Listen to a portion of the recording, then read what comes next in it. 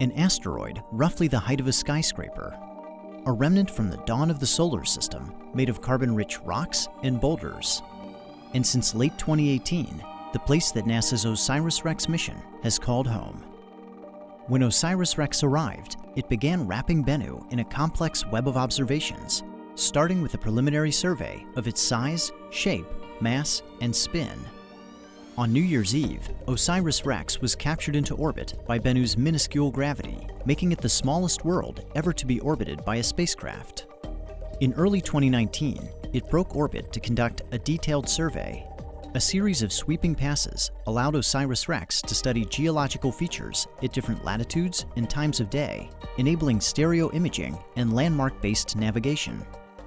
During the detailed survey, OSIRIS-REx globally mapped Bennu at only 5 centimeters per pixel, the highest resolution of any planetary body, including Earth. On June 12th, the spacecraft entered a new orbit at an altitude of just 680 meters, setting another record and establishing a home orbit for the remainder of the mission. In September, it began reconnaissance on 4 candidate sample collection sites, potential locations on Bennu to touch down and collect a sample later in the mission. OSIRIS-REx concluded its first year at Bennu back in orbit, circling the asteroid's terminator, or boundary between day and night. Here, outside forces acting on the spacecraft are balanced, allowing it to orbit within the same plane over time. Reconnaissance resumed in early 2020 with close flyovers of the primary sample collection site Nightingale and the backup site Osprey.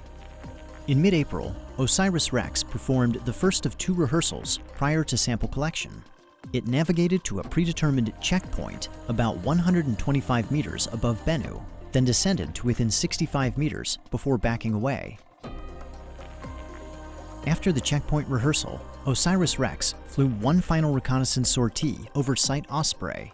Then it made a series of high-altitude maneuvers while rebooting its onboard processor and preparing for its second rehearsal of the sample collection event. On August 11th, OSIRIS-REx departed its home orbit and made a 4-hour traverse to Bennu's northern hemisphere, retracing its earlier path.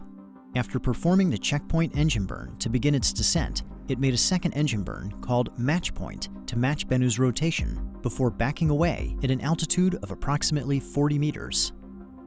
Now, the most crucial moment of the mission had arrived.